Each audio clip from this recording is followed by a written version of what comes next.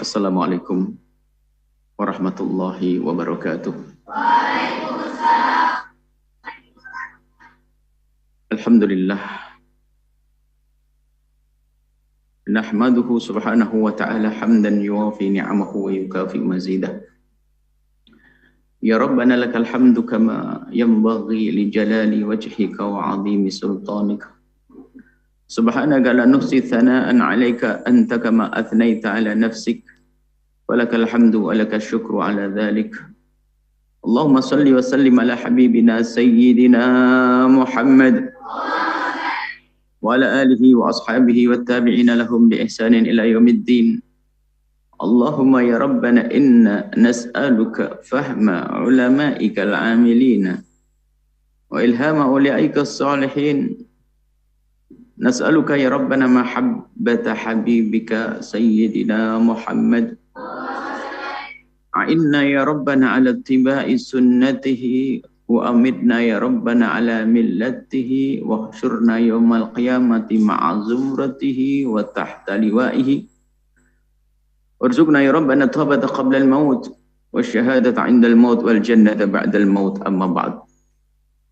Yang sangat kami cintai, kami muliakan para pecinta baginda Nabi, para perindu ridho Allah, dimanapun Anda berada. Alhamdulillah saat ini kita bisa melanjutkan belajar kita dengan di bawah bimbingan Al-Imam An-Nawawi rahimahullah ta'ala dengan kitab Riyadhus Shalihinnya, yang kita masih di kitab atau di bab Al-Manthurat wal Mulah.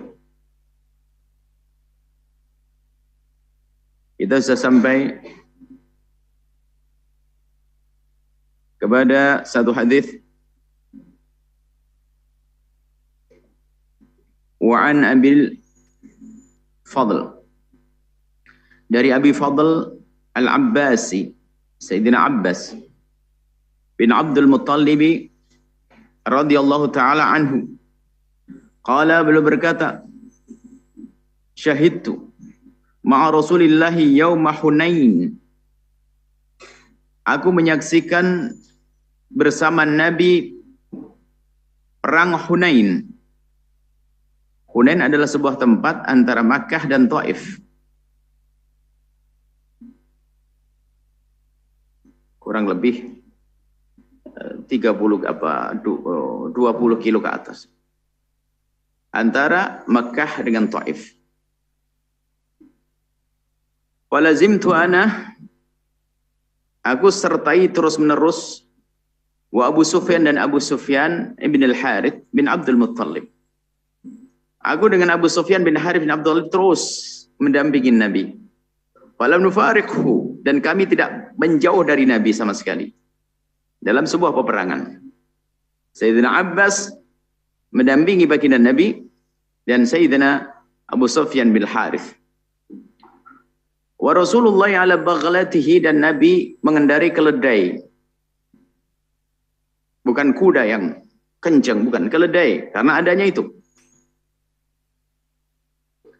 Ala baghlatin lau bayda, keledai yang di situ ada warna putihnya. Tapi tidak putih dalam riwayat syahba, putih yang ada warna lainnya. Jadi bukan putih murni seperti kuda putih, tidak, keledai putih. Ini bukan kuda dan keledai. Disebutkan dalam riwayat namanya adalah duldul. Dan Nabi tidak punya keledai kecuali ini, yang dijadikan tunggangan di dalam berperang. Ini menunjukkan keberanian baginda Nabi. Lihat, biarpun mengendarai dengan kendaraan yang tidak bisa lari kencang, tapi berani beliau. Walamal taqa al-muslimuna wal musyrikuna, di saat orang kaum muslimin bertemu dengan orang-orang musyrik, walla al-muslimuna mudbirin, terpukul mundur, walla berpaling, mudbirin ke belakang kaum muslimin. Ini cerita sebelumnya adalah orang kaum muslimin jumlahnya lebih dari 12.000.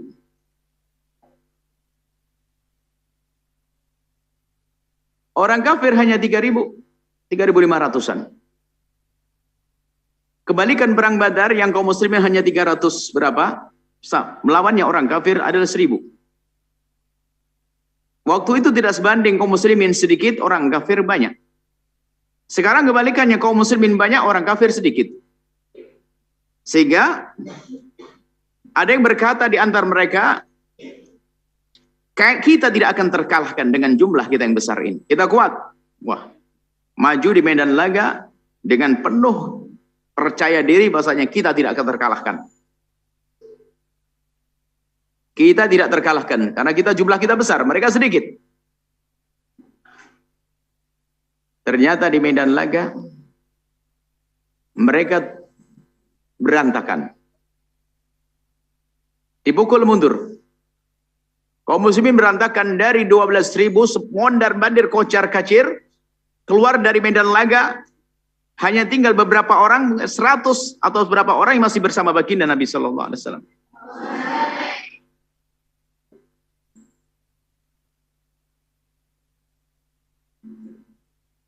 Fatafiqa Rasulullah yurkidu baghladahu.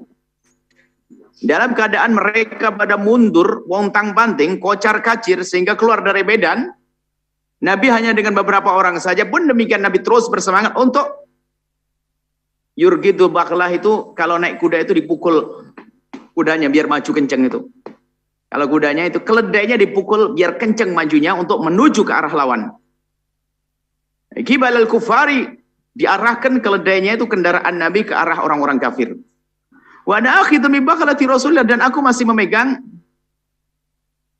kendali baghlahnya Rasulullah. Yang memegang kendalinya adalah Sayyidina Abbas. Aku sengaja aku tahan supaya apa? Iradata alla tusri, supaya tidak buru-buru. Jadi satu sisi Nabi Muhammad semangat pengen segera nyerbu ke mereka, tapi Sayyidina Abbas ini sayang dengan baginda Nabi karena jumlah tinggal sedikit. Ditahan supaya keledai tidak buru-buru masuk ke medan laga, takut terjadi sesuatu yang membahayakan baginda Nabi Muhammad sallallahu alaihi wasallam. Wa Abu Sufyan, sementara Abu Sufyan Ibn Haris bin Abdul Muttalib akhidun birikabi Rasulillah, memegang. Jadi yang satu Sayyidina Abbas memegang kendali pengendalinya, kemudian Sayyidina Abdul Sufyan memegang pelananya. Jadi yang didudukin Nabi agar Nabi tidak terjatuh, agar Nabi terjaga. Yang satu memegang kendalinya, kendali ya. Apa yang di giginya itu apa kalau kuda? Lijam, pokoknya di tempatnya. Jadi yang satu megang yang bagian mulutnya keledai, yang satu megang kendaraannya. Maksudnya apa? Menjaga Nabi sekaligus mengurangi agar tidak buru-buru masuk ke tengah sana. Faqala Rasulullah, kemudian Nabi bersabda, "Ai Abbasu, nadi ashaba Rasamurati." Wahai Abbas, pamannya, seru mereka itu ashabus samurah. Samurah itu adalah pohon waktu di Nabi Muhammad SAW pernah mengadakan bai'at di pohon samurah itu. Setiap pohon yang rindang di situ ada bai'ur ridwan, dan semua yang ikut bai'at pada zaman itu, pada waktu itu mendapatkan kabar gembira kalau mereka adalah ahli surga. Lalu ikut perang mereka ahli surga ya, ashabus samurah itu. Lalu Nabi menyuruh panggil mereka orang yang pernah ikut padaku, ikut di bai'atur ridwan. Maksudnya bagaimana orang pernah ikut bai'atur ridwan keluar dari barisan perang, suruh masuk lagi, dipanggil oleh Sayyidina Abbas. Sayyidina Abbas suaranya lantang. Wa kana rajulan sayyita. Jadi Sayyidina Abbas itu suaranya adalah keras. Kalau memanggil itu suaranya keras. Jadi pantas disuruh oleh baginda Nabi karena memang suaranya lantang. Wa qultu bi a'la sauti, kemudian aku menyeru dengan suaraku yang paling lantang, aina ashabus samurat? Aina ashabus samurati, mana orang-orang yang pernah ikut bai'at Nabi di bawah pohon besar itu di Bai'ur Ridwan? Mana? Wallahi, demi Allah, laka anna atfatahum hina sami'u sauti atfatahum, itu lari kencang mengikuti seruan tersebut. Rupanya orang-orang itu mendengar seruan seperti itu, lari kencang dari tempat tadi waktu kocar-kacir keluar di medan laga. Ini menunjukkan mereka larinya pun tidak jauh, bukan lari ingin menghindar dari peperangan, tidak. Karena memang keadaan kacau. Karena ada orang lari menjauh dari peperangan. Namanya firar minaz zahf. Orang berlari dari peperangan, khianat, dosa gede. Akan tapi memang saat itu kaum muslimin terpukul mundur. Ya mereka keluar dari medan laga. Cuman belum jauh masih memantau. Di saat mendengar panggilan dari Sayyidina Abbas, mereka bergegas menuju kepada Rasulullah Sallallahu Alaihi Wasallam. Sampai dikatakan semangat fatul bakari ala uladiha. Seperti induk-induk dari sapi yang di saat dibawa anaknya kemana lalu ngejar anaknya ingin menyelamatkan, mereka langsung menuju pada Rasul. Maksudnya apa? Menggambarkan begitu cekatannya mereka, cepatnya mereka di saat diseru oleh Sayyidina Abbas untuk kembali, langsung mereka keluar ke medan lagi-lagi bersama Rasulullah Sallallahu Alaihi Wasallam. Wa qalu ya labbaik. Ada apa? Baik, baik, kami peduli. Kami sambut seruan. Ada apa wahai Abbas? Faqtuluhum. Faqtuluhum wal kuffar. Masuk lagi medan laga, perangi mereka. Ini sudah perintah baru lagi dari Rasulullah SAW. Wa da'watu fil ansar, kemudian menyeru lagi pada orang Ansar yang ikut. Jadi dipanggil. Semua dipanggil oleh Sayyidina Abbas sesuai dengan kelebihan yang mereka miliki. Orang Ansar dipanggil. Ya ma'syar Ansar, ya ma'syar Ansar. Wahai orang Ansar sini. Masuk lagi, ayo kembali perang. Wa da'watu al Bani Harith bin Khazraj. Dan juga wahai kalau keluarga Bani Harith, dari kaum Bani Harith, kabilah Bani Harith bin Khazraj, masuk lagi. Dipanggil satu-satu. Bergegas mereka kembali. Fanadha Rasulullah, kemudian Rasulullah SAW melihat. Wa ala baghlati. Baginda Nabi melihat beliau di atas onta, di atas keledainya. Nabi melihat setelah Sayyidina Abbas menyeru, melihat pasukan-pasukan baginda Nabi yang porak-poranda tadi berantakan, kocar-kacir, mulai berdatangan. Kal mutatawil alaiha ila kitalihim, sehingga Nabi melihat meninggikan badannya di atas keledainya supaya melihat mereka mutatawil, ya, melihat di atas keledainya, melihat pasukan-pasukan yang kembali berperang. Faqala, kemudian Nabi berkata, hadza hina hamyal watisu. Faqala, kemudian Sayyidina perawi hadis ini ya. Kemudian Sayyidina Abbas berkata, hadza hina hamyal watisu. Ini kejadiannya adalah di saat berkecamuknya. Hamya menjadi panas. Al-watisu adalah, watisu tempat untuk masak roti, itu bakar roti itu. Maksudnya apa? Lagi panas-panasnya. Jadi lagi berkecamuknya perang, dalam keadaan dahsyat seperti itu, thumma akhadha Rasulullah khasayatin. Kemudian Nabi mengambil kerikil-kerikil kecil. Sebagian mengatakan ada debu yang digenggam Rasulullah sallallahu alaihi wasallam.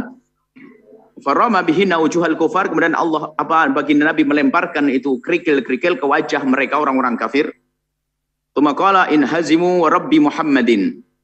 Hancurlah kalian. Lebih Tuhannya Nabi Muhammad sallallahu alaihi wasallam.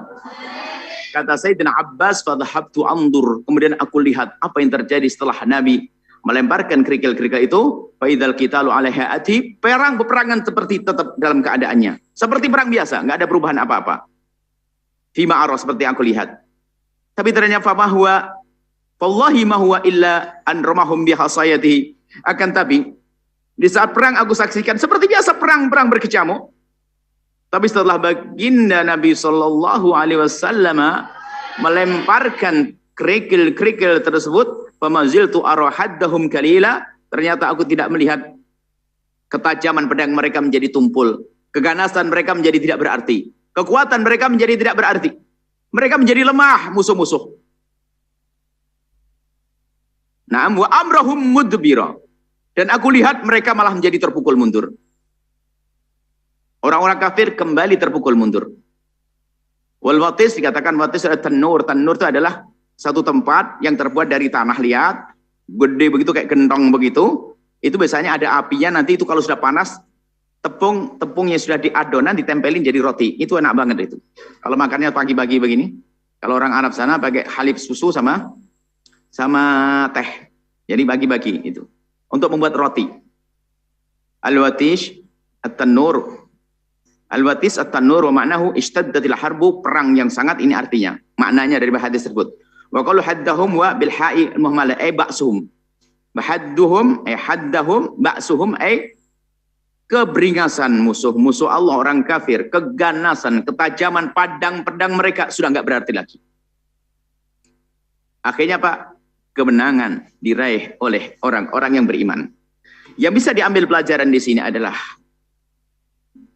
pertama, kemenangan di sini ini Allah ingin menunjukkan kepada mereka. Sekaligus untuk kita zaman ini yang ingin berjuang di jalan Allah Subhanahu wa taala. Jangan mengandalkan kekuatan kita. Mereka mengandalkan kekuatan seolah-olah lupa kepada Allah. 12.000 melawan 3.500. Enteng, kita kuat.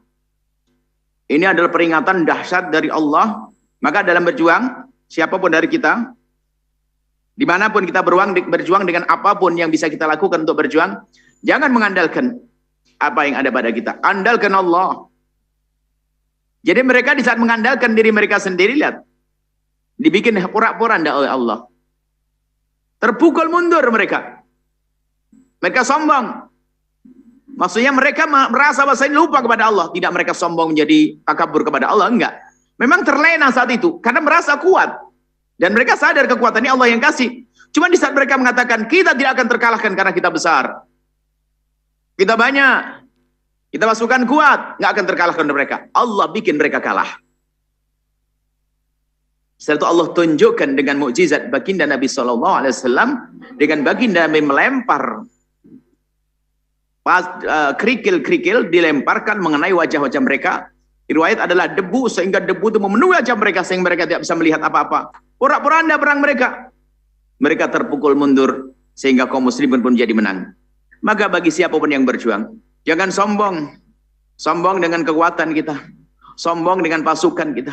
Sombong dengan harta kita. Sombong dengan kelihayan kita dalam ilmu berperang. Dengan strategi perang. Sombong ya nggak berguna. Andalkan Allah. Iya, kita berusaha dengan semaksimal mungkin secara zahir kita, tapi batin kita harus tetap tawakal. Sambung kepada Allah Subhanahu wa taala. Ini ditunjukkan kemenangan pun memang kepada kaum muslimin, akan tapi cukup mereka dipukul mundur. Ini adalah satu peringatan.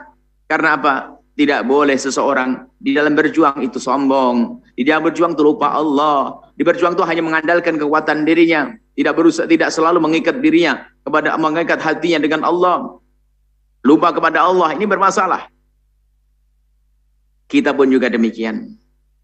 Yang berjuang di hari ini, yang berjuang di zaman ini, setelah Anda wahai para pejuang baginda Nabi sudah berjuang dengan apa yang Allah berikan kepada Anda dari ilmu, kemudian dari harta, kemudian dari tenaga, kemudian dari pikiran-pikiran, ide-ide cemerlang Anda atau panjatan-panjatan doa Anda, maka ketahuilah bahwa itu semua Allah yang beri, Allah yang kasih. Gak pantas kita sombong, ujub. Kita harus tetap ingat kepada Allah bahwa yang menjadikan kita bisa melakukan itu semuanya adalah karena Allah mengizinkan. Allah memberikan bekal kepada kita. Dan begitu hendaknya siapapun yang berjuang di hadapan Allah. Jangan sampai di saat berjuang dia masuk ke wilayah ujub, berbangga dengan apa yang Allah berikan kepadanya sehingga dia lupa bahwasanya itu adalah dari Allah. Dan memang dari kita itu lebih banyak seperti itu. Di dalam menggapai tujuan kesuksesan harus kita berusaha memenuhi dua syarat. Syarat zahir dan syarat batin. Syarat batinnya memohon kepada Allah dan syarat zahirnya berusaha semaksimal mungkin. Akan tapi banyak dari kita yang sering lupa untuk memohon kepada Allah. Seorang penuntut ilmu, lihat. Biasanya ini, kalau memang dia sering tidak lulus, ngafal susah, itu sering datang ke kiai atau ustadz minta doa. Tapi yang cerdas itu lupa, nggak pakai doa-doaan. Ini kan kesombongan sebetulnya. Dan kita pengen tahu ibu-ibu, bapak-bapak atau siapapun. Ibu yang anaknya sakit misalnya, berusaha untuk mencari obat untuk anaknya. Karena dia punya uang, ya langsung saja dia pergi ke dokter.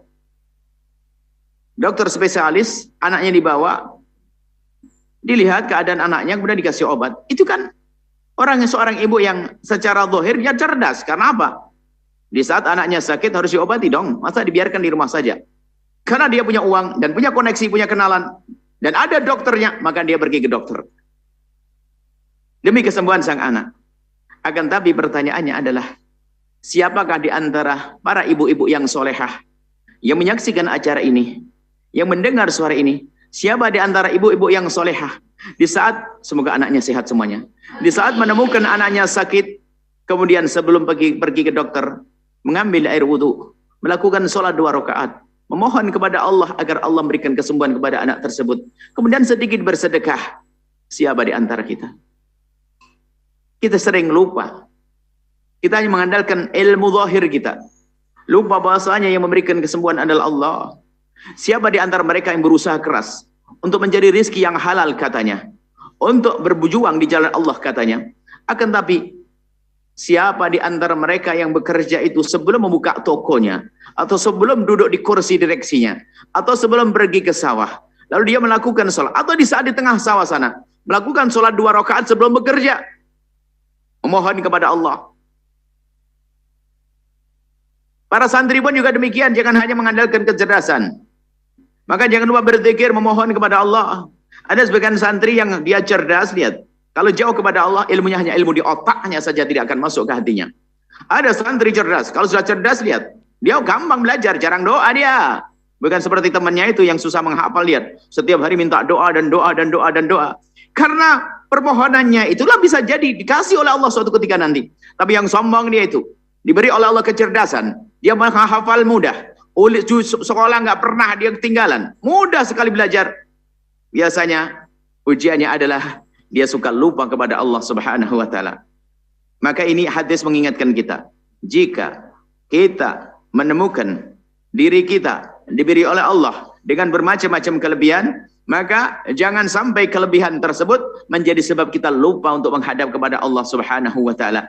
Sebab kemenangan yang sesungguhnya hanya dari Allah, kesuksesan yang sesungguhnya hanya dari Allah. Kalau kita lupa kepada Allah, maka alamat bisa jadi yang kita dapat dari ilmu bukan ilmu yang bermanfaat. Kalau mendapatkan rezeki bukan rezeki yang menjadi yang bermanfaat. Kalau mendapatkan jabatan bukan jabatan yang bermanfaat. Kita lanjutkan hadis berikutnya. Setelah Anda menyaksikan video ini, jangan lupa berselawat kepada baginda Nabi Muhammad sallallahu alaihi wa alihi wa sahbihi wasallam.